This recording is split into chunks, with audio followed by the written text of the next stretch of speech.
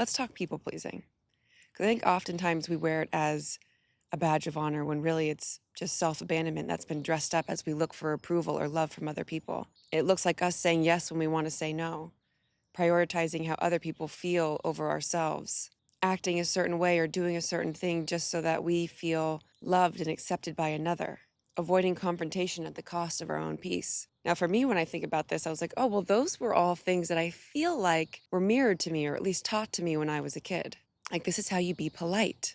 This is how you make friends. This is how you honor your elders. You say yes to giving a hug when you don't want to give a hug. You know, that's the kind thing to do. Go give them a hug. Go say hello. And I think that there's a fine line because there is some, obviously we need to be cordial. We need to be social. And yet there's a line where we cross where we just start doing things that aren't us. We can still be us and still be polite. We can still be us and still be loving. We can still be us and be accepted by other people. We don't have to put on a fake face. We don't have to put on a mask. But we do. And maybe these ways of being were taught to us as a child. Maybe we felt like this is how we get love. We learned that when we act this way, we receive love from our parent. Maybe we didn't feel safe to express needs when we were growing up because maybe when we did, our parent responded with, it felt like a burden. When we shared an emotion or something about how we felt, it felt like a burden to our caregiver. Maybe there's patterns of generational emotional suppression. No one really talks about emotion. No one's really open with it. Maybe it even looks like general avoiding confrontation. And so you learn, whether it's by someone directly telling you or just by mirroring other people's behavior, that in order to survive, in order to get love, in order to be accepted or perhaps not ridiculed, you have to put other people before yourself in a detrimental way. This is where it gets a little bit confusing because on the outside, that sounds like a good thing, put other people before yourself. But we know that saying that you can't pour from an empty cup. And how many people are walking around pouring from an empty cup? Because when you're people pleasing, you're always a little bit worried. You're always a little bit scared. You're always a little bit run down because you're constantly compromising yourself a little bit. And so in people pleasing, we create this life that isn't really our own. That's not really us. Maybe we forget almost entirely who we are if we've been doing it for long enough. Especially if you're surrounded by friends or in a relationship where it's based on you people pleasing. You may not even really recognize that you're doing it anymore. Maybe you've just gone numb. And the root of people pleasing, I believe, is to be accepted by other people, to be loved by other people, to not be abandoned by other people. And so just like with everything, it comes back to creating an environment where we feel safe enough, where we know that we're not going to be abandoned, where we know that we're loved, where we know that we're accepted exactly how we are. And where does that come from? I don't think that it can come from anything outside of yourself. Perhaps God, yes, but in the world where we're engaging with other humans, think about the concept of unconditional love. Have we ever truly experienced it? I'm not sure. Can we love ourselves enough to give it to ourselves? Can we love ourselves enough to leave a situation that's not good for us? Can we love ourselves enough to stop a habit that's just been a comfort, but it's not really benefiting us? Can we love ourselves enough to go for that dream and not be so concerned about what other people might think of us if we do? Can we love ourselves enough that we can feel safe to express ourselves in any way that we want to? Can we love ourselves enough to know that even when we say something wrong, even if we act a little bit embarrassing, that we still know our heart, that it's okay? Can we love ourselves enough to speak up when something hurts? Can we love ourselves enough to speak up when we know that we've hurt someone else? Can we recenter on ourselves? And I know that in a lot of areas, people would think that, focusing on yourself is selfish, but it's not. Yes, there is a type of self-focus that is definitely selfish. That's, at the expense of other people. But there's this line, and your heart. You know if it is hurting other people the way that you're doing it. Because I think what the difference is when you take care of yourself first, it's not pushing other people down so that you lift yourself up. It's lifting yourself up so that you can also lift up others. You're lifting yourself so you can help others. And when we're in these cycles of people pleasing, we're pushing ourselves down and pushing others up at our expense. It's not even.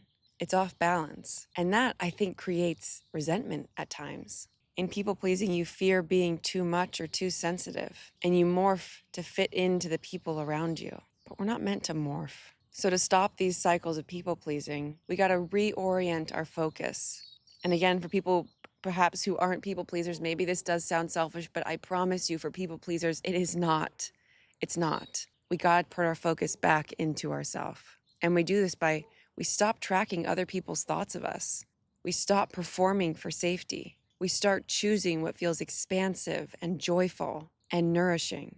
And we get present with our own dreams, our own body, and our own voice. And it takes time. And of course, in the beginning and for a while, and maybe for the rest of time, your mind is still going to cycle on what other people are thinking about you and start to ruminate. But the most important thing that we can do when that happens is come back to ourself. What I do, I put my hands on my upper heart. And sometimes you can think of this color as being pink. Other people, your lower heart is typically thought of as being green. Your upper heart is pink. So however you want to think about it. And just focus on that energy right there. And what I notice is when I'm stuck in people pleasing, or when I'm circling on what other people are thinking about me, and I imagine this pink ball, and when I'm stuck in people pleasing, it's really tight, or maybe it's cloudy, or maybe there's some darkness in it. And I send light into it, and I just spin it like a washing machine, just spin it with this golden white light. Spin it, spin it, spin it. Let it expand. Let it break up the things that are in there. And I say to myself, can I love myself enough to let this go? I love you. You are safe. It doesn't matter how you said that thing. It's totally okay. You have a beautiful heart. You know your intentions are pure. You know whatever. I just say whatever I need in that moment, because it all comes back to giving the love that we're seeking from other people to ourselves. Because the only way we're going to get what we really want is if we can give it to ourselves.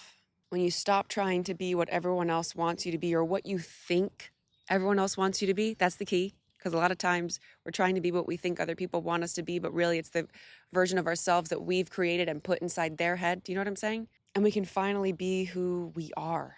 And by reassuring myself that I got me, I love me, I accept me, it gives me the courage and the safety, even though I'm going to still be scared in the beginning, to do what I need to do to make my life that I want happen, to stop the things that are hurting me. And so if you want to do this practice and you send this light into this upper heart area, imagine that pink ball, maybe it's golden, maybe it's green, whatever color you want it to be. Imagine it just getting bigger and bigger and bigger. And listen to the things that are coming up. Just pour the light into it, let it expand, and keep going until there's no darkness, there's no cloudiness, but it's just this really vibrant light that's spinning with itself.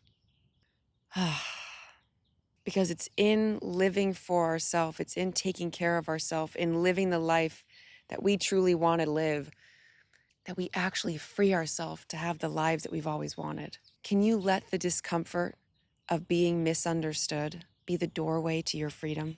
Because there probably are going to be times when people don't understand the changes that you're making. They're going to think, this isn't you. What are you doing? What they don't know is that you've been performing the whole time. So can you get comfortable with being misunderstood? Can you give yourself the comfort and the acceptance that you've always been looking for from other people, so that you feel safe to be understood because you know you? Or perhaps you know that you're just experimenting, trying to figure out who you are, finding your way back to you again after years of abandoning yourself, of living for other people, of putting on masks.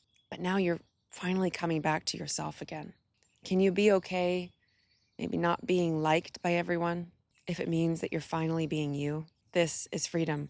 So this week, let's keep in mind that you don't owe anyone a version of you other than the real you. You don't have to make other people feel comfortable. That's not your job. You don't have to perform. This week, I'd love for us to practice choosing us. And when we notice our minds are spinning on something that happened, or a person, or something that happened, come back to yourself. Because when we ruminate on those things, when we get stuck on those things about how that conversation went, I think sometimes we can focus on it to pull us away from the big goals that we have.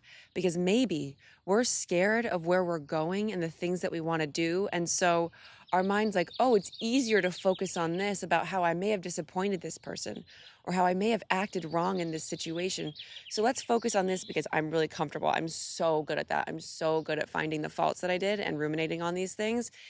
And it keeps my mind busy, so I can't think about the things that are actually going to progress me forward, because those things might upset people. Those things might embarrass me in front of people if I actually really go for it. So I think that sometimes people pleasing can be an excuse. It's a really clever way to keep our mind focused so that we don't have the energy or anything to do this. So this week, come back to yourself. Practice choosing you. And throughout each day, come back to the question, what would it look like if I loved myself in this moment? What would it look like to love myself in this moment? Come back to that question over and over and over again. What would it look like to love myself in this moment? What would I choose? How would I view that situation? And then do that and watch what might shift. Thanks for joining me today. I hope you choose yourself in every opportunity that you can this week. I'll see you on the next one.